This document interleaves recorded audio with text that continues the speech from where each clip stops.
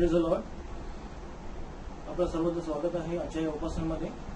या ऑडिओ व्हिडिओच्या माध्यमातून पुन्हा एक वार तुम्हा सर्वांच्या समोर येण्याची आम्हाला संधी दिली, त्याबद्दल मी प्रभूचे धन्यवाद देत आहे. आपण आजच्या उपासनेला प्रारंभ करूया.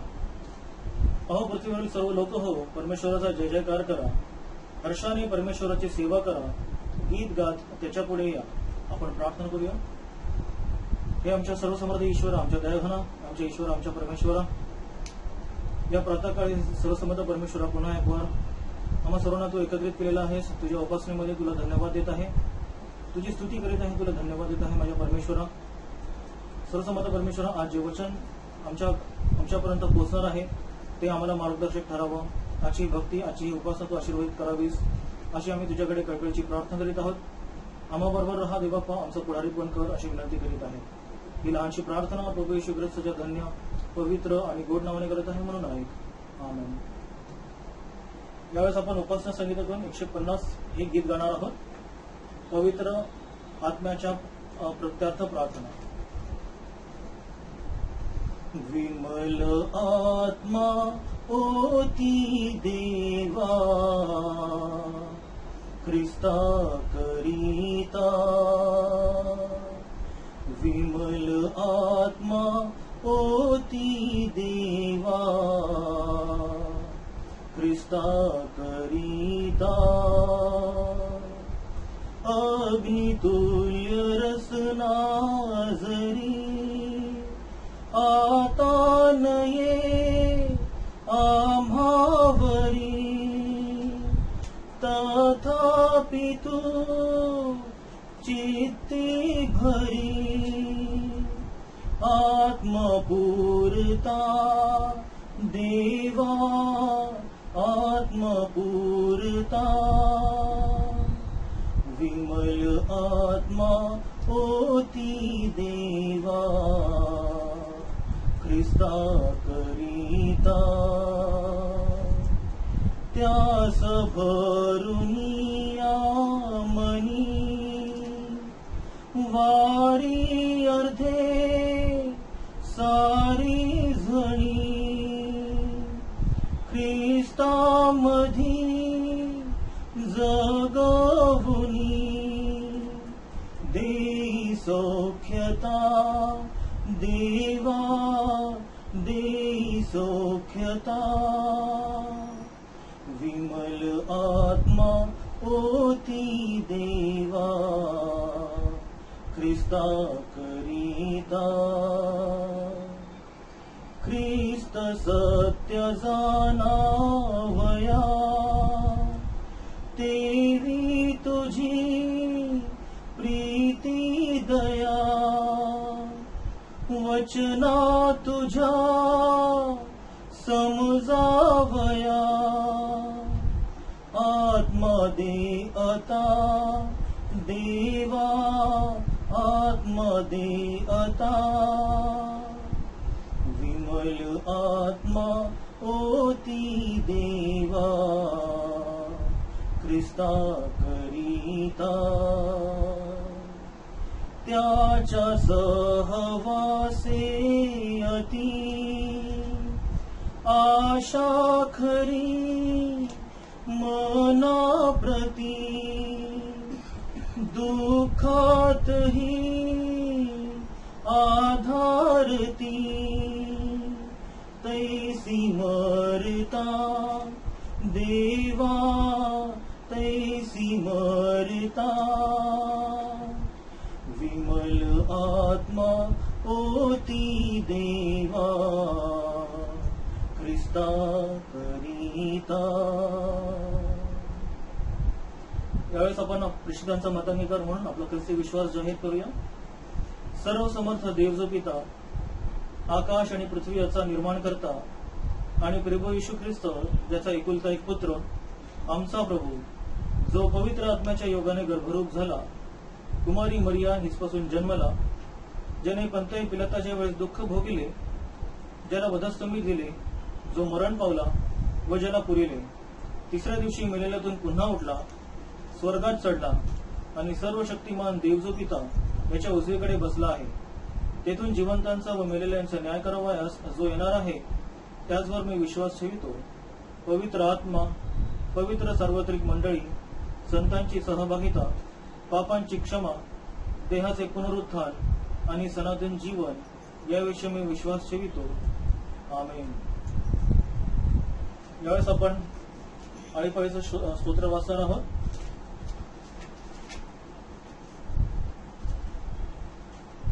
स्तोत्र 5.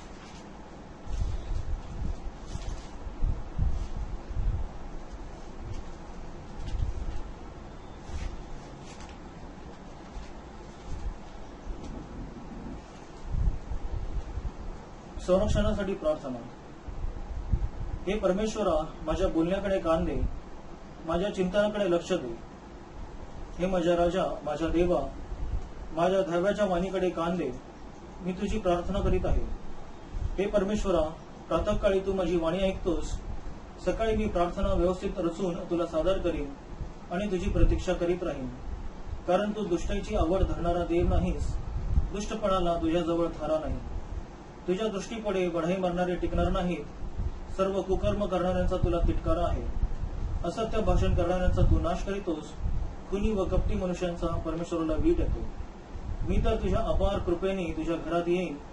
तुझी भीड धरून तुझ्या पवित्र मंदिराकडे तोंड करून दंडवत घालीन. हे परमेश्वरा, माझ्यासाठी शत्रू टपले आहेत, म्हणून तू मला आपल्या न्यायपथेने ने. आपला मार्ग माझ्यापुढे नीट कर. त्यांच्या तोंडाचा भरोसा नाही. त्यांचे अंतर्याम केवळ खास आहे. त्यांचा घसा केवळ उघडे थडगे आहे. ते आपल्या जिभेने गोड गोड बोलतात. हे देवा, त्यास दोषी ठरव. ते आपल्या मसलतीत फसवत. त्यांच्या अनेक अपराधांबद्दल त्यांना झुगारून दे, कारण ते तुला जुमानत नाहीत. परंतु तुझा आश्रय करणारे सारे हर्ष करोत. त्यांचे तू रक्षण करतोस, म्हणून ते सदा गजर करोत. ज्यांना तुझे नाव प्रिय आहे ते तुझ्या ठाई उल्हास पावोत, कारण तूच नीतिमनाला आशीर्वाद देतोस. हे परमेश्वरा, तू त्यांच्या भोवती कवचाप्रमाणे कृपेचे वेषण घालतोस. परमेश्वर वाचलेली वचन आशीर्वाद करू. यावेळेस आपण उपस्था संगीतातून दुसरं गीत घेऊया. गीत नंबर 152.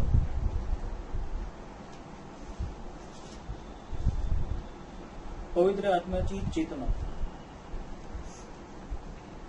चेतीव आम्हा दीना, चेतीव आम्हा दीना.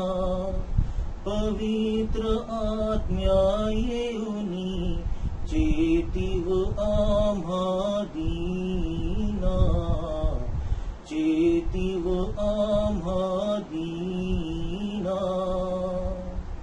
हिमवत अमुची अंत करणे, हिमवत अमुची अंत करणे. थंडची गेली होनी, चेतीव आम्हा दीना, चेतीव आम्हा दीना. ऐहिक लोभे आत्मसुखाची, ऐहिक लोभे आत्मसुखाची. भुरळची गेली पडुनी, चेतीव आम्हा दीना, चेतीव आम्हा दीना. मोहक कितीतरी श्रमवी हृदया, मोहक कितीतरी श्रमवी हृदया. अपुल्या पाशे छळुनी, चेतीव आम्हा दीना, चेतीव आम्हा दीना. असशी कपोता समस्नेहाळू, असशी कपोता समस्नेहाळू. मनिवस आत्म्या म्हणून, चेतीव आम्हा दीना, चेतीव आम्हा दीना, पवित्र आत्म्या येऊनी चेतीव आम्हा दीना, चेतीव आम्हा दीना. यावेळेस आपण मध्यस्थीची प्रार्थनेकडे वळणार आहोत. आपण डोळे झाकूया आणि प्रार्थना करूया. हे आमच्या प्रभुदेवापा, आमच्या दयाघना, आमच्या ईश्वरा, आमच्या सर्वसमर्थ परमेश्वरा, तुला पुन्हा एक वार धन्यवाद देत आहे, तुझी स्तुती करीत आहे, तुला धन्यवाद देत आहे माझ्या परमेश्वरा. आमच्या अब्रामाच्या, इसाकाच्या आणि याकोबाच्या देवा, आम्ही तुझं नाव उंचावित आहोत, तुझ्या नावाला गौरव आणि मान आणि महिमा देत आहोत. खरोखर माझ्या परमेश्वरा, तुझी विपुल अशी करुणा, तुझी कृपा आमच्यावर आहे. आज तू आमच्या नागपुडीमध्ये तुझा श्वास ठेवलेला आहेस, तुझी स्तुती करण्यासाठी, तुझा गौरव करण्यासाठी तू आम्हाला ही संधी देत आहेस. तुझे मनापासून उपकार मानित आहे. सर्वसमाज परमेश्वरा, बाहेर जे काही गोष्टी चालू आहेत या जगामध्ये, करोना आणि इतर जे रोग आहेत ते धुमाकूळ घालीत आहेत. कित्येक आमच्यातली जे लोकप्रिय लोक आहेत सर्वसमाज परमेश्वरा, आज ते आपले इहलोकाची यात्रा संपूर्ण परमेश्वरा, त्यांना देवाज्ञा झालेली आहे आणि ते तुझ्याकडे आलेले आहेत माझ्या प्रभू. त्यांच्या आत्म्याला शांती दे अशी तुला पुन्हा एक वार विनंती करीत आहे. त्याचप्रमाणे सर्वसमाज परमेश्वरा, जे आमच्या समोर ज्या रिक्वेस्ट येत आहेत, ज्या लोक आजारी आहेत या रोगांमुळे, त्या सर्वांची या प्रार्थनेमध्ये आठवण ठेवत आहे माझ्या परमेश्वरा. या प्रत्येकाला तू बरं कर, त्यांना स्पर्श कर देवबापा. सर्वसमाज परमेश्वरा, इतर ज्या समस्या आहेत लोकांच्या, जे कधी आमच्या समोर तोंडाने बोलत नाहीत, मुखाने आमच्या समोर सांगत नाहीत, परंतु त्या समस्यामधून ते जात असताना तू विशेष प्रकारे त्यांचा सांभाळ कर, त्यांचं रक्षण कर माझ्या परमेश्वरा, आणि त्यांचे मार्ग तू मोकळे कर अशी तुला कळकळीची आम्ही विनंती करीत आहोत. सर्वसमाज परमेश्वरा, आम्ही विशेष करून आमच्या चर्चसाठी प्रार्थना करीत आहोत. आमच्या चर्चेचे पुढारी आहेत, आमचे पाळकसाहेब आहेत, त्यांच्यासाठी, त्याचप्रमाणे त्यांच्या कुटुंबासाठी, या दोघांसाठी आम्ही प्रार्थना करीत आहोत. त्यांच्या लेकरांसाठी मी प्रार्थना करीत आहोत माझ्या परमेश्वरा. या सर्वांना तू तुझ्या सामर्थ्याने चालवत आहेस, जे मनापासून धन्यवाद देत आहे. होय माझ्या परमेश्वरा, तू त्यांना पुढारीपण दिलेलं आहेस आणि सर्वसमाज परमेश्वरा, ते पुढारीपण करीत असताना त्यांनी नेहमी तुला स्मरावं, तुझ्या इच्छेप्रमाणे त्यांनी वागावं असं होऊ दे देवापा. त्याचप्रमाणे माझ्या परमेश्वरा, आमच्या मंडळीतील जे लहान थोर आहेत माझ्या परमेश्वरा, जे वृद्ध व्यक्ती आहेत, त्या सर्वांची प्रार्थनेमध्ये आठवण ठेवित आहे. सर्वसमाज परमेश्वरा, त्यांना तू विशेष प्रकारे सांभाळ, त्यांचं तू रक्षण कर, त्यांना तू सर्व प्रकारच्या आशीर्वादाने तृप्त कर. त्यांच्या इच्छा तू जाणतोस देवबापा, त्या इच्छा तू परिपूर्ण करण्यास समर्थ आहेस, हा आमचा विश्वास आहे देवबापा. इतर ज्या समस्या आहेत त्यांच्यासाठी प्रार्थना करीत आहे. कुटुंबातील, आमच्या चर्चमधील प्रत्येक कुटुंबातील प्रत्येक व्यक्तीसाठी आम्ही मध्यस्थी करीत आहोत माझ्या सर्वसमाज परमेश्वरा. प्रत्येकाला तू सहाय्य कर, प्रत्येकाला मदत कर सर्वसमाज परमेश्वरा. या दिवसांमध्ये जॉबचे प्रॉब्लेम आहेत, नोकरीचे धंद्याचे प्रॉब्लेम्स आहेत, परंतु देवबापा यामध्ये देखील तू त्यांना प्रत्येकाला सांभाळ आणि माझ्या परमेश्वरा प्रत्येकाला सहाय्य कर. त्याचप्रमाणे आम्ही एमसीएसाठी प्रार्थना करीत आहोत. सर्वसमाज परमेश्वरा, त्याचे जे पुढारी आहेत, आमचे बिशप साहेब आहेत, त्यांचे मिसेस आहेत, त्यांच्या मॅडम आहेत, सर्वसमाज परमेश्वरा, या सर्वांची प्रार्थनेमध्ये आठवण ठेवित आहे देवा. या प्रत्येकांना तू आशीर्वाद कर, प्रत्येकांना तू सहाय्य कर आणि मदत कर देवबापा. त्यांना तू विजन दे आणि त्याप्रमाणे त्यांनी ही संपूर्ण एमसीए पुढे चालवावी असं होऊ दे. आमचा डीएस वर्ग आहे, आमचे इतर पाळकीय सभासद, पाळकीय वर्ग आहे देवबापा, त्यांचे कुटुंब आहेत सर्वसमर्थ परमेश्वरा, या सर्वांना देखील तुझ्या हातामध्ये देत आहे. तुझ्या समर्थशाली हाताने त्या सर्वांना तू चालव आणि देवबापा तुझं काम, तुझं कार्य आहे पुढे नेहमी न्यावं असं होऊ दे.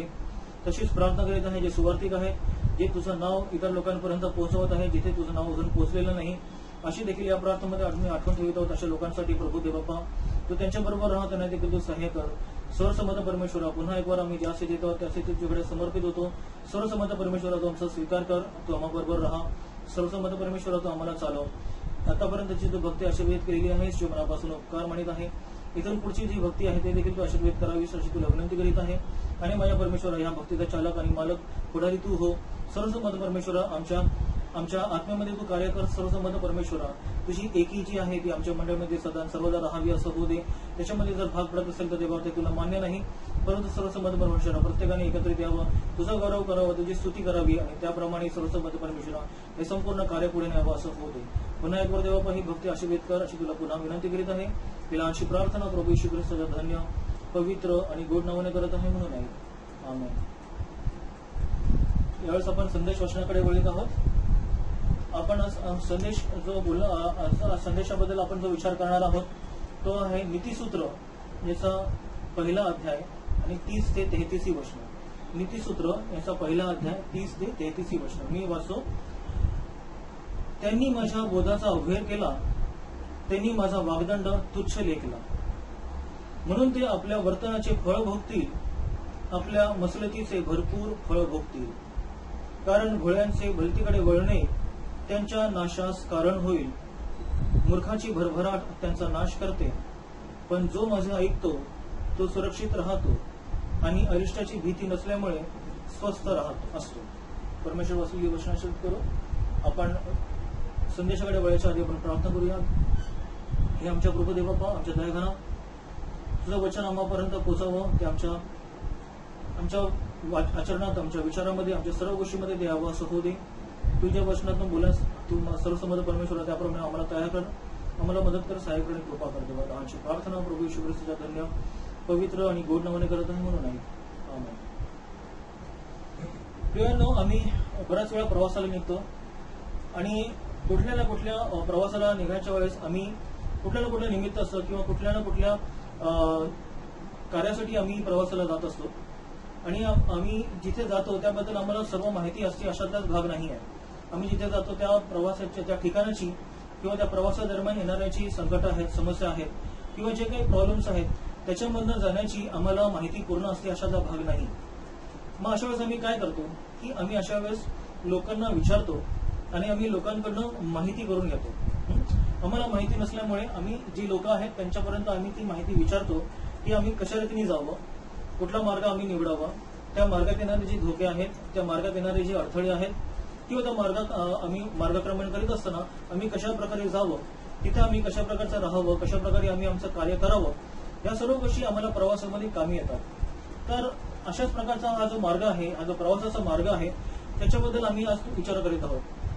तर हे झालं आपल्या जगी प्रवासाबद्दल किंवा आपण एका ठिकाणून दुसऱ्या ठिकाणी जात असतो त्या प्रवासाबद्दल. परंतु आपला जो जीवनी प्रवास आहे किंवा जो आपण हे जीवन कठीण असताना जो प्रवास आहे किंवा आपला जो आध्यात्मिक प्रवास आहे त्याच्यामध्ये आपण कशा प्रकारे प्रवास करणार आहोत, त्याच्यामध्ये येणारे जे अडथळे आहेत, जे प्रॉब्लेम्स आहेत, ते आपण कशा प्रकारे ओव्हरकम करायला हवेत आणि आपण कोणाचं ऐकायला हवं, कोणाचं नाही, आणि आपण कशा प्रकारे आपल्या जीवनाचा प्रवास करावा याच्याबद्दल सुंदरसा बोध आम्हाला ह्या वचनातून मिळतो. त्याच्याबद्दल आम्ही आज विचार करणार आहोत. आम्हाला बोध जो आहे हा अगदी आम्हाला लहानपणापासून मिळत असतो, हे आम्हाला सर्वांना ठाऊक आहे. जेव्हा आम्ही लहान असतो, अगदी बाळ असतो, आणि जेव्हा आमची शारीरिक वाढ सुरू होते, आमची मानसिक वाढ सुरू होते, आमच्या बुद्धीची वाढ सुरू होते, त्यावेळेस आम्हाला वेगवेगळ्या प्रकारचे बोध करण्यात येतात. हे आम्हाला सर्वांना ठाऊक आहे. आमचं आतापर्यंतचं जे बालपण आहे आम्ही जर आठवून पाहिलं तर ह्याच्यामध्ये आम्हाला ह्या सर्व गोष्टी आठवतात की आमचे आई आणि वडील जे आमचे पालक आहेत, जे आम्हाला जन्म देतात, ते आम्हाला प्रत्येक गोष्टी शिकवत असतात, ते आम्हाला प्रत्येक गोष्टीचा बोध करीत असतात, प्रत्येक गोष्टी आम्हाला सांगत असतात आणि आम्हाला सल्ला देत असतात. परंतु आम्हाला सल्ला देण्यापेक्षा आम्हाला बोध करीत असतात. आमचे वडील भाऊ आहेत, आमच्या बहिणी असतात, आमचे आजी आजोबा असतात, आमचे काका काकी असतात, मामा मामी असतात, जे आमचे नातेवाईक आहेत, जे आम्हाला लहानपणापासून वाढत असताना पाहत असतात, हे लोक आम्हाला प्रत्येक वेळेस आम्हाला बोध करत असतात. तू असं वाग, असं कर, ही चांगली सवय नाही, ही वाईट सवय आहे, ही सोडून दे, ही चांगली सवय आहे, ही कर, देवाच्या शास्त्रात राह, किंवा संडे स्कूल, किंवा ह्या गोष्टी आम्हाला आमच्या जीवनामध्ये टप्प्याटप्प्याने येत असतात. त्याच्यानंतर थोडं मोठं झाल्यानंतर आम्ही जेव्हा शाळेत जातो तेव्हा आमच्यासोबत टीचर्स येतात किंवा आमचे जे सर आहेत ते येतात किंवा आमची मित्रमंडळी वाढते, आमचा जो कॉन्टॅक्टचा जो वर्ग आहे तो वाढतो आणि आमचे फ्रेंड्स पण येतात, ते देखील आम्हाला बोध करतात. आमचे टीचर्स आहेत ते आम्हाला चांगल्या गोष्टी शिकवतात, शाळेमध्ये शिकवतात, इतर ठिकाणी पण शिकवतात, आमचे सर आहेत ते आम्हाला शिकवतात. त्याच्यापेक्षा आम्ही थोडं मोठं गेलो की जेव्हा आम्ही चर्चमध्ये जातो, आमचे संडे स्कूल टीचर्स आहेत किंवा आमचे चर्चमध्ये जे एल्डर्स आहेत, आमचे पालक साहेब आहेत, आमचे जे वरिष्ठ मंडळ आहे, ते देखील आम्हाला वेळोवेळी टप्प्याटप्प्याने आम्हाला बोध करीत असतं आणि आमचा जीवनाचा जो प्रवास आहे तो आम्ही अशा प्रकारे यांचा बोध ऐकून, यांचा सल्ला ऐकून आम्ही पुढे जात असतो. जेव्हा आम्ही पुढे अजून जातो, जेव्हा आम्ही नोकरी धंद्याला लागतो, तर नोकरीच्या ठिकाणी मेंटर्स असतात, जे आम्हाला ते पूर्णपणे ज्ञान देत असतात की तुम्ही काम करताना ह्या प्रकारच्या गोष्टी काम कराव्यात, ह्या गोष्टी तुम्ही शिकाव्यात, ह्या गोष्टी तुम्ही कराव्यात. बिझनेसमध्ये पण असंच असतं की ते बिझनेसमध्ये पण मेंटर्स असतात, कोणीतरी आम्हाला शिकवत असतं, कोणीतरी आम्हाला गाईड करत असतं. तर हा जो बोध आहे हा आम्हाला टप्प्याटप्प्याने कामाला येत असतो आमच्या जीवनामध्ये ह्याचा खूप महत्वाचा वाटा आहे. आता आपण बघूया की सल्ला आणि बोध. आपण सल्ला आणि बोध ह्याच्याबद्दल थोडीशी माहिती घेऊया. सल्ला म्हणजे काय आणि बोध म्हणजे काय. तर सल्ला म्हणजे कसं, हे तरी आम्हाला असं वाटतं की हे दोन्ही सारखेच आहेत. सल्ला आणि बोध हे आम्हाला असं वाटतं की हे सारखेच आहेत, पण ह्याच्यामध्ये काही सूक्ष्म फरक आहेत. त्याच्याबद्दल आपण थोडंसं पाहूया आणि नंतर मग आपण पुढच्या वचनाकडे वळूया. सल्लाला आपण इंग्लिशमध्ये म्हणतो ऍडवाइस. सल्ला म्हणजे ऍडवाइस. सल्ला कसा असतो की सल्ला हा सहज दिला जातो. एका व्यक्तीने दुसऱ्या व्यक्तीला, एका मित्राने दुसऱ्या मित्राला, एका गोष्टीने दुसऱ्या ह्याला, अशा प्रकारचा हा सल्ला दिला जातो आणि ही माहिती पण दिली जाते, सल्ला दिला जातो. परंतु बोध हा शब्द त्याच्यापेक्षा थोडा व्यापक आहे, त्याचा अर्थ थोडा गहन आहे. त्याच्यामध्ये कसं आहे की बोध हा थोडा अधिकारवाणीने दिला जातो आणि त्याच्यामध्ये कसं असतं की बोध सहसा चांगल्यासाठीच दिला जातो. बोध हा वाईटासाठी दिला जात नाही. सल्ला कदाचित आपण वेगळ्या ह्याच्यासाठी देऊ शकतो, परंतु बोधाचं तसं नाही. बोध हा कसा आहे, हा अधिकारवाणीने दिला जातो. जे आपले वरिष्ठ मंडळ, जे अनुभवी लोक आहेत, ते आपल्याला जीवनात प्रत्येक टप्प्याने आपल्याला बोध देतात आणि आपल्याला आणि हा चांगल्यासाठीच असतो, आपल्या जीवनातल्या गोष्टींसाठी चांगल्यासाठीच असतो. बोधामध्ये कसं असतं, ज्ञान असतं. त्यांनी जो अनुभव घेतलेला असतो तो असतो, त्याच्यामध्ये ज्ञान असतं, त्याच्यामध्ये माहिती असते, त्याच्यामध्ये एक समज देण्याची वृत्ती असते की त्या व्यक्तीचं नुकसान होऊ नये म्हणून एक तळमळ असते आणि त्याच्याप्रमाणे हा बोध दिला जातो. तर बोधाचा जो व्याप्ती आहे ती जास्त आहे. बोध म्हणजे कसं की एखादी व्यक्ती जर झोपलेली आहे त्या झोपेतनं त्याला जागे करण्यासाठी, झोप म्हणजे कशी की अजाण आहे ती व्यक्ती, त्या अजाणतेमधनं त्याला बाहेर काढण्यासाठी जे केलं जातं त्याला बोध म्हणतो. किंवा त्याला त्याची बुद्धी विकसित करण्यासाठी किंवा त्याला चांगली समज देण्यासाठी केलं जातं. त्याला ते जाणून देण्यासाठी की तो चुकत आहे तर त्याला चांगल्या मार्गावर आणण्यासाठी बोध दिला जातो. आणि आणखीन एक छोटासा फरक जाणवतो, तो म्हणजे सल्ला हा कधी कधी चुकीचा पण होऊ शकतो. एखादा माणूस एखाद्या व्यक्तीला चुकीचा सल्ला देऊ शकतो. एखादा मित्र एखाद्या दुसऱ्या मित्राचा जर घात करायचा असेल तर चुकीचा सल्ला पण देऊ शकतो. परंतु बोधाचा तसं नाही, कारण बोधामध्ये काय आहे तर गहन असा अर्थ आहे, त्याच्यामध्ये एक गहन अर्थ लपलेला आहे.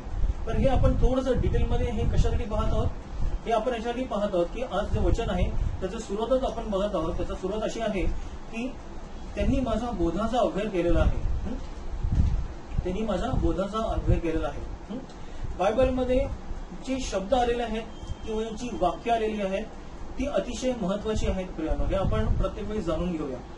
प्रत्येक जो शब्द आहे, जे लोकांनी ट्रान्सलेट केलेला आहे बायबल, जे लोकांनी त्याचं भाषांतर केलेलं आहे, जेव्हा त्यांनी मूळ हिब्रू भाषेमधनं आणि त्याच्यामधनं त्यांनी जेव्हा ट्रान्सलेट केलं तेव्हा त्या वाक्याचा किंवा त्या शब्दाचा अर्थ कुठेही वेगळा निघू नये तर त्यांनी अतिशय चांगल्या प्रकारचे शब्द निवडलेले आहेत. त्याची वाक्यरचना अतिशय सुंदर आहे आणि त्याचं जे भाषा आहे ती अतिशय सुंदर आणि मार्मिक आहे. तर बायबलमधले प्रत्येक शब्द, प्रत्येक वाक्य आणि प्रत्येक जी भाषा आहे ती अतिशय अनमोल आणि अतिशय महत्वाची आणि अतिशय चांगली आहे.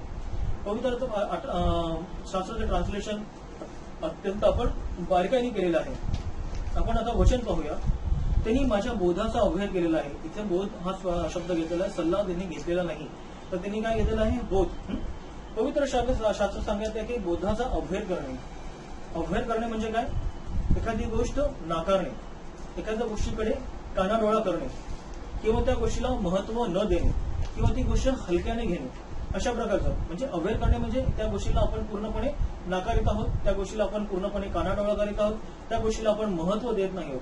कुठल्या गोष्टीला आपण महत्व देत नाहीये तिथं आपण बोध जो करलेला आहे परमेश्वरांनी त्याला, त्या बोधाला आपण महत्व देत नाही असं तिथे शास्त्र सांगत आहे. पण हा बोध कोणी केलेला आहे तर हा कोणी लोकांनी केलेला अशाचा भाग नाहीये, तर हा कोणी केलेला आहे, हा परमेश्वराचा बोध आहे. आपण जेव्हा आपल्या थोड्या मोठ्यांचा, आपल्या आईवडिलांचा ऐकतो ते आपल्या प्रत्येक जीवनामध्ये आपल्याला प्रत्येक टप्प्याला कामी होतं. परंतु परमेश्वराचा बोध आहे हा तर अतिशय महत्वाचा आहे आणि परमेश्वराचा बोध अभ्यास करणं म्हणजे खरोखर हे अतिशय चुकीची गोष्ट आहे.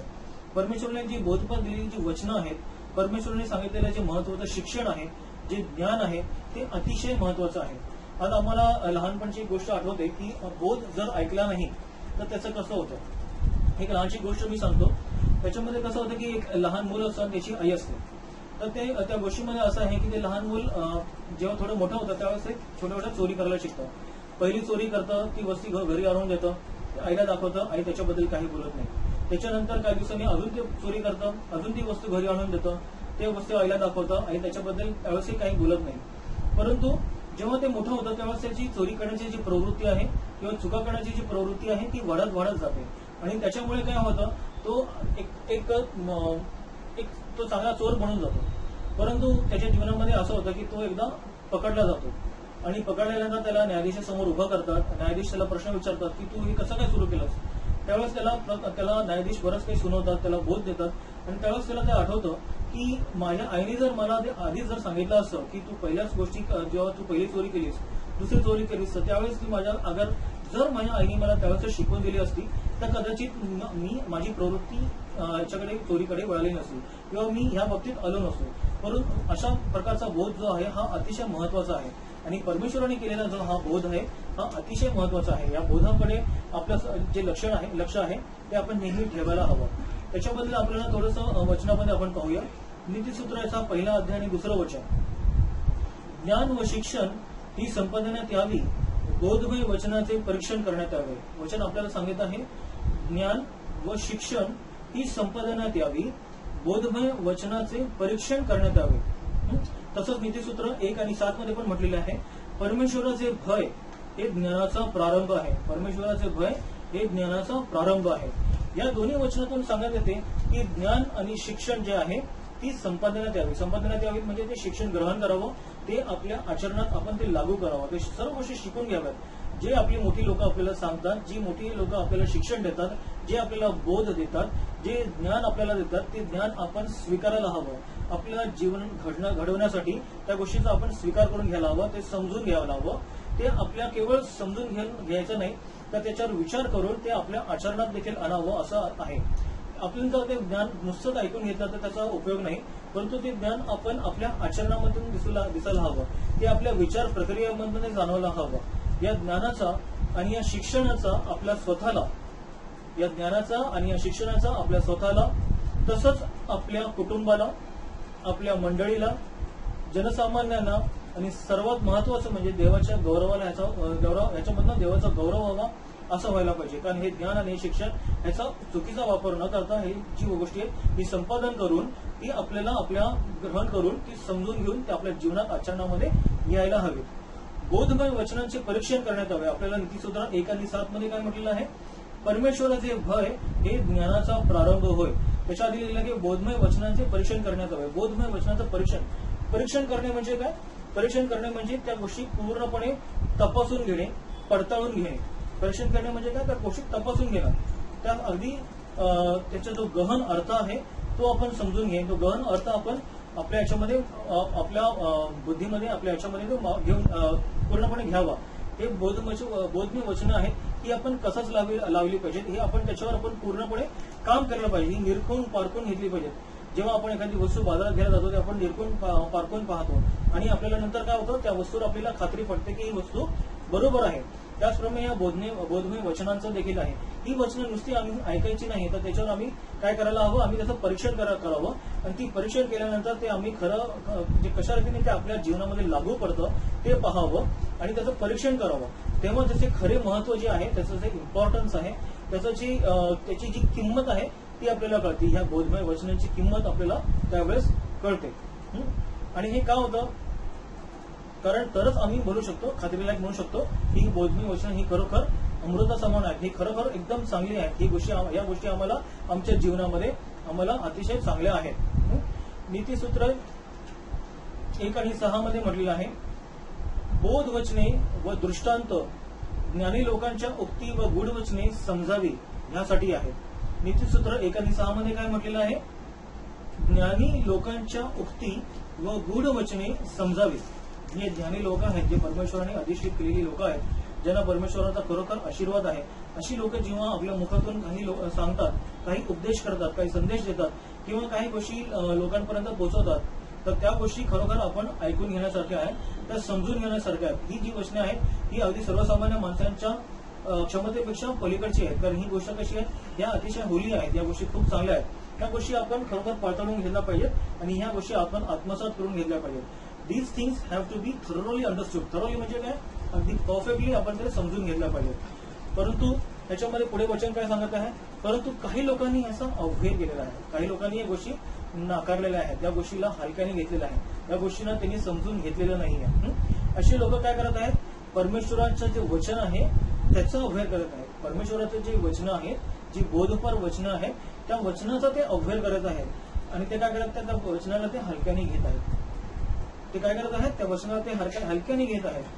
अशा प्रकारची जी गोष्ट आहे ती केल्याने काय होत आहे की नकळत ते परमेश्वरालाच नाकारत आहेत. नकळत ती परमेश्वरच नाकारत आहे, त्याच्या परमेश्वराचं अस्तित्व आहे त्यालाच ते नाकारत आहे. त्या गोष्टीला ते जसं काय ते दे आर चॅलेंजिंग गॉड, ते परमेश्वराला चॅलेंज करण्यासारखं आहे. कारण काय, कारण तुम्ही त्याचं जे सांगणं आहे ते त्याला तुम्ही ते ऐकत नाहीये, परमेश्वराचं जे सांगणं आहे ते तुम्ही ऐकत नाहीये. परमेश्वराला सर्वात जास्त काय आवडतं, त्याच्या आज्ञापालन तर आवडतं. परमेश्वराला सर्वात जास्त काय आवडतं, त्याचे आज्ञापालन आवडतं. आपण किती धार्मिक असलो, आपण किती जरी चांगले असलो तर तरी जरूर आपण जर परमेश्वराचं वचन ऐकत नाही आणि ते आपण आचरणात आणत नाही तर ते परमेश्वराला आवडत नाही. कारण काय, परमेश्वराला आवडतं की त्याची आज्ञापालन आम्ही नेहमी करावं. आता दुसऱ्या याच्यामध्ये मी काय म्हटलेलं आहे,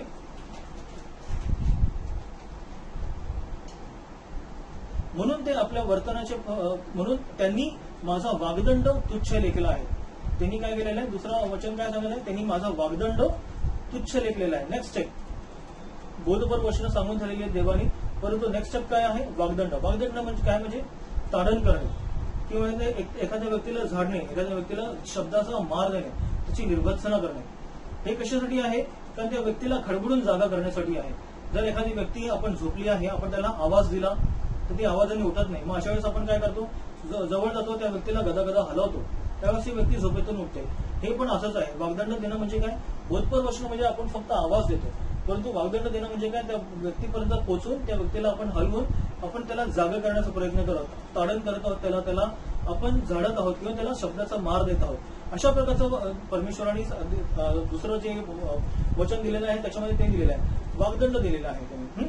रेब्यूक, त्यांनी माझा वागदंड तुच्छ लेखलेला आहे. पण ही लोकांची मजल कुठपर्यंत गेलेली आहे, त्यांनी शब्द आणि बोध तर त्यांनी तुच्छ लेखलेलेच आहेत, परंतु त्यांनी काय केलेलं आहे, त्यांनी वागदंड देखील तुच्छ लेखलेला आहे. परमेश्वराचा वागदंड जो आहे तो देखील तुच्छ लेखलेला आहे. बोधपर सांगणे त्यांनी ऐकलं नाहीये, वागदंड वापरला, शब्दाचा मार दिला, ताडण केले, झाडले, तरी या ताडणाचा किंवा झाडण्याचा परिणाम त्यांच्यावर दिसत नाहीये. अशी माणसं कशी आहेत, दे आर थिक स्किन, म्हणजे काय, त्यांना त्याचा कशाचाच फरक पडत नाही. त्यांना त्यांचं हृदय कसं झालेलं आहे, कठीण झालेलं आहे. गेंड्याच्या कातड्याचं जी लोक असतात अशा प्रकारची जी लोक झालेली आहेत, त्यांना कशा प्रकारची संवेदना नाही, त्यांना कशा प्रकारची जाणीव नाही आहे, कठीण हृदयाची झालेली आहेत. त्यांच्यावर कसलाही परिणाम होतोय का, त्यांच्यावर कसलाही परिणाम होताना दिसत नाही आहे आपल्याला. 31व वचन काय म्हणत आहे, म्हणून ते आपल्या वर्तनाचे फळ भोगतील, आपल्या मसुलतेचे भरपूर फळ भोगतील. म्हणून ते आपल्या वर्तनाचे फळ भोगतील आणि आपल्या मसलतीचे भरपूर फळ भोगतील. आपले वर्तन, आपण आपलं वर्तन जर परमेश्वराचं वचन न ऐकता आपण जर तसंच चालू ठेवलं तर काय होणार आहे, आपण आपल्या जुन्या गोष्टी, जो आपला जुना स्वभाव आहे तोच आपण वापरत राहतो आणि त्याच्यामुळे आपलं अजून आणि अजून नुकसान होत राहतं. आपल्या चुकीच्या गोष्टी त्या आपण पुन्हा त्याची पुनरावृत्ती करत राहतो आणि ते आपल्या जीवनात प्रत्येक वेळेस येत राहतात आणि त्याचं नुकसान आपल्या जीवनामध्ये प्रत्येक वेळेस होत राहतं. हट्टीपणा, आपला हट्टीपणा जो आहे, प्रत्येक व्यक्तीमध्ये हा प्रत्येक गुण दिलेले आहे, त्याच्यामध्ये हा पण आहे.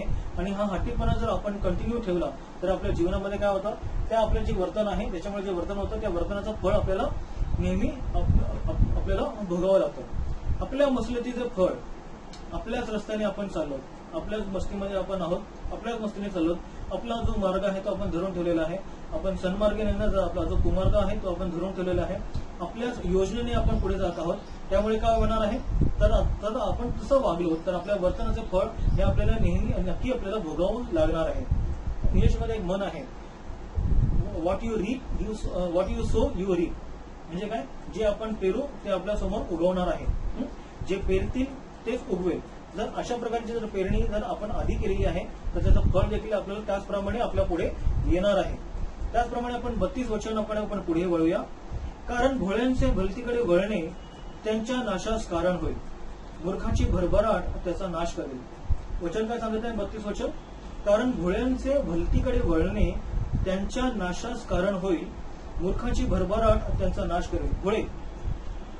भोळे म्हणजे कसं, अशी लोक जी त्यांना समजत नाही किंवा काही कळत नाही आहे किंवा अगदी साध्या मनाची आहेत किंवा कदाचित थोडीशी वेडगळ आहेत, थोडी बावळट आहेत किंवा अगदी पटकन दुसऱ्यांवर विश्वास ठेवणारी पण अशी लोक आहेत. अशा लोकांना भोळे असं म्हटलं जातं, अशा लोकांना भोळे म्हटलं जातं. अशी माणसं कशी आहेत, हे लोकांना पटकन एखाद्या व्यक्तीवर विश्वास ठेवतात, एखाद्या व्यक्ती जे सांगत आहे त्यावर पटकन विश्वास ठेवतात आणि चांगल्या गोष्टी ते सोडून चुकीच्या गोष्टीकडे ते लोक वळतात. कारण भोळ्यांच्या भलतीकडे वळणे त्यांच्या नाशास कारण होईल. नीतिसूत्र याचा पहिला अध्याय 22 वचन आपल्याला काय सांगतं या भोळ्यांबद्दल आपण ते पाहू. अहो भोळ्यांनो, तुमचे भोळेपण तुम्हाला कोठवर आवडणार. अहो भोळ्यांनो, तुमचे भोळेपण तुम्हाला कोठवर आवडणार. आम्हा प्रत्येकाला असं वाटतं की आम्ही जे करत आहोत ते बरोबर आहे आणि त्या संरक्षण कवचामध्ये आम्ही राहतो आणि त्याच्यामध्ये आम्ही सेल्फ बिलीव्ह करून घेतो की आम्ही जे करत आहोत ते बरोबर, आम्ही साधे आहोत, आम्ही भोळे आहोत, अशा प्रकारचा. परंतु हा भोळेपण काय आहे? या भोळ्याचं काय, जर आपण भीतीकडे वळालो तर आमचा नाशाला आम्ही स्वतःच कारणीभूत होणार आहोत. भोळे आहे म्हणून नाशाच्या फळापासून ते बाजूला राहू शकतात का? नाही. किंवा त्याच्या परिणामापासून ते बाजूला राहू शकतात का? नाही. कारण भोळा जरी असला तरी त्याला त्या परिणामापासून त्यांनी केलेले जे कृत्य आहे त्याच्या परिणामापासून त्याला बाजूला राहता येत नाही. उदाहरण झालं की एखादी इलेक्ट्रिसिटीची वायर पडलेली आहे, आम्हाला माहिती नाही ती वायर चालू, त्याच्यामध्ये करंट आहे, आम्हाला माहिती नाही, आम्ही चालत आहोत, आम्हाला दिसलं पण ती वायर आम्हाला माहिती नाही की ती करंट आहे आणि आम्ही त्याला हाताने पकडलं किंवा पायाने लाथरलं तर आम्हाला काय मिळणार आहे? करंट मिळणार, म्हणजे आम्हाला शॉक लागणार आहे. अशा वेळेस काय होणार? आम्ही भोळे आहोत, आम्ही ते केलं काम, परंतु त्याचा जे परिणाम आहे त्या परिणामापासून आम्हाला कोणी वाचवू शकत नाही. जे परिणाम आम्हाला भोगावेच लागतात. तसंच अशा भोळे लोकांच्या बद्दल पण सांगितलं आहे की भोळेपणामध्ये भोळेपण तुम्हाला कुठवर आवडणार आहे, या भोळेपणाच्या कवचामध्ये तुम्ही कुठवर राहणार आहात, त्याच्यामधून तुम्ही बाहेर पडा, समंजसपणा घ्या, बोध घ्या आणि आपल्या जीवनात पुढे जा, जेणेकरून तुमचा नाश तुमच्यावर ओढवणार नाही. भोळ्या माणसाच्या या परिणामापासून सुटका होत नाही आणि त्याच्या स्वभावामुळे तो नाश ओढवून घेतो. पुढे काय म्हटलेलं आहे? मूर्खाची भरभराट त्याचा नाश करते. एखादी व्यक्तीचा मूर्खपणा सारखी करत आहे, त्याच्या मूर्खपणामध्ये जे वाढ होत आहे, तर हे मूर्खपणा कधी ना कधी नाशाला कारणीभूत ठरणार आहे, नाश ओढवून घेणार आहे. मूर्खाची भरभराट त्याचा नाश करते. मूर्ख व्यक्तीचा उत्कर्ष होतो, आपल्याला वाटतं की ते खूप पुढे जात आहे किंवा त्याच्या कर्मामध्ये तो वाढ करत आहे, ती व्यक्ती वाढ करते, परंतु त्याचा नाश हा ठरलेला आहे. या व्यक्तीने ओळखावं. अशा प्रकारचं बोधपर वचन आज आपल्याला पवित्र शास्त्रातून मिळत आहे. त्याचप्रमाणे आपण 33 वचन पुढे जाऊया. आपण 33 वचन काय सांगत आहे? पण जो माझे ऐकतो तो सुरक्षित राहतो आणि अरिष्टाची भीती नसल्यामुळे स्वस्थ असतो. वचन काय सांगत आहे? पण जो माझे ऐकतो तो सुरक्षित राहतो आणि अरिष्टाची भीती नसल्यामुळे स्वस्थ असतो. परंतु जी व्यक्ती ऐकते, जी बोधपर वचनं ऐकते, त्याचं काय होतं? जे बोधपर वचनं ऐकते, जे वाग्दंड परमेश्वराचा समजून घेतं, त्याला काय होतं? ती व्यक्ती कशी होती? ती सुरक्षित होते. कसं वागायचं, कसं राहायचं, कशा प्रकारे विचार ठेवायचे, कशा प्रकारे चालायचं, हे परमेश्वराचं वचन आपल्याला प्रत्येक वेळेस सांगत असतं आणि त्याप्रमाणे ती व्यक्ती देखील जर ऐकलं तर ती व्यक्ती कशी होती? सुरक्षित होती. आज्ञा न पाळल्याने काय होते आम्हा सर्वांना ठाऊक आहे. जेव्हा बायबलची सुरुवातच ह्याच्याबद्दल काय सांगते? भोळेपणामध्ये आदाम आणि हवा पुढे गेले. काय झालं? एदेन बागेमध्ये जेव्हा आदाम आणि हवा होते, त्यांनी काय केलं की जेव्हा सैतानाने त्यांना भुरळ घातली, त्यांना जेव्हा त्या लोभाच्या ते बळी पडले, तेव्हा काय झालेलं आहे की मानवाचं पतन झालेलं आम्हाला दिसतं आणि हे आम्हाला सर्वांनाच ठाऊक आहे की त्या पतनामुळे काय झालेलं आहे? अखंड मानव सृष्टी जी आहे ती संपूर्णपणे लयास चाललेली आहे. त्यासाठी परमेश्वराला आपलं स्वतःचा पुत्र पाठवून ती योजना राबवावी लागलेली आहे. हे आम्हाला सर्वांना ठाऊक आहे. आदाम आणि हवेने भोळेपणाने काम केलेलं आहे. आज्ञा पालनाचं उल्लंघन केल्यामुळे आज अखिल सृष्टी हे सर्व भोगत आहे. हे आम्हाला सर्वांना ठाऊक आहे. तर त्याप्रमाणे आम्ही काय करायला हवं?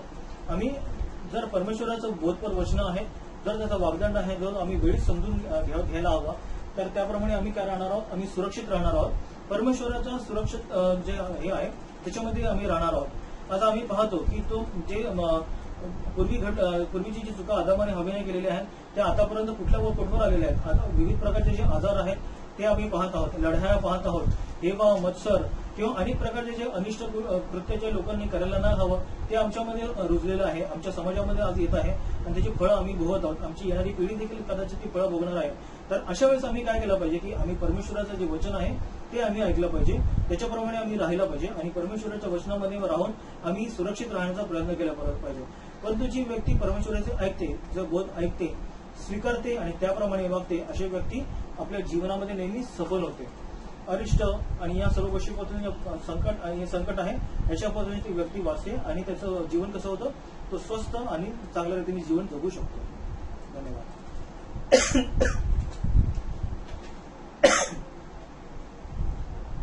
ज्यावेळेस आपण दानार्पणाकडे वळणार आहोत, आपापली जी दानं आहेत ती लोकांनी घ्यावी, काढावी. त्याच्यामध्ये चर्च फंड असेल किंवा तुमचं इतर काही गाणं आहेत ती देखील तुम्ही काढावी. आज आपण गीत नंबर 506 घेऊया. पहिलं आणि शेवटचं कडवं घेऊया.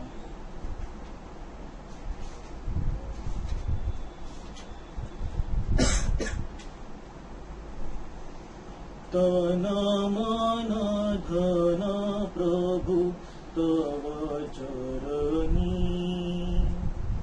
तन मन धन प्रभु तव चरणी, सकल तुझे तुझी दिलेसी, सकल तुझे तुझी दिलेसी, अघटित तव करणी, तन मन धन प्रभु तव करणी. माझे हे ते मीच मिळविले, माझे हे ते मीच मिळविले, समजतसे अभिमाने पूर्वी, समजतसे अभिमाने पूर्वी, आता खेद मनी, तन मन धन प्रभु तव चरणी. वाट खरे पण जीवन मम तू, वाट खरे पण जीवन मम तू, शरणागत मी पतित तुलागा, शरणागत मी पतित तुलागा, जय दे भवतरणी, तन मन धन प्रभु तव चरणी. यावेळेस आपण प्रभूंनी शिकवलेली प्रार्थना करूया. हे आमच्या स्वर्गातील पिता, तुझे नाम पवित्र मानले जाओ, तुझे राज्य येईल, जसे स्वर्गात तसे पृथ्वीवरही तुझ्या इच्छेप्रमाणे हो. आमची रोजची भाकर आज आम्हास दे, आणि जसे आम्ही आपल्या ऋण सोडले आहेत तसेच सोमजीवने आम्हास सोड, आणि आम्हास परिश्रम नकोस तर आम्हास वाईटापासून सोडली, कारण की राज्य, सामर्थ्य आणि गौरव ही सर्व काळ तुझीच आहे.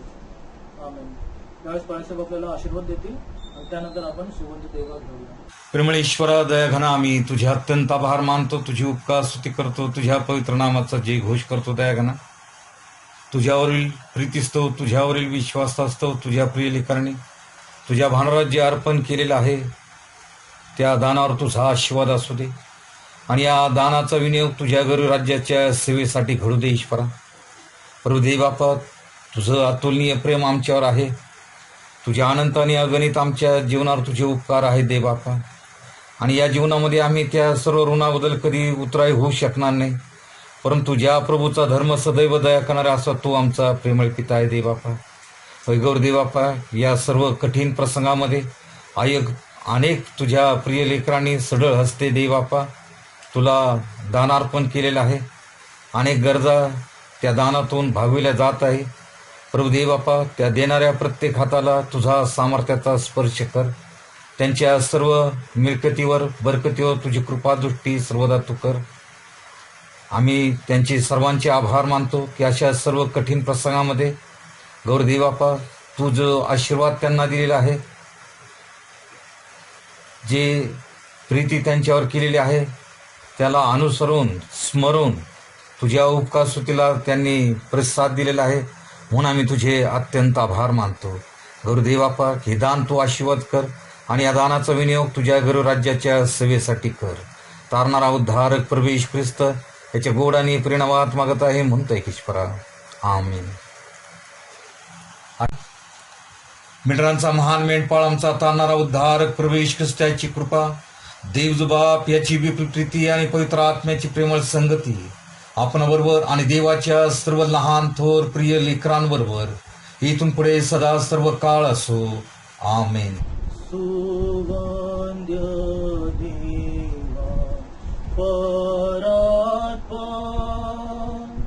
स्तवा होत्या खाली वर तो बाप पुत्र आत्मा जाण त्रैक्याला द्या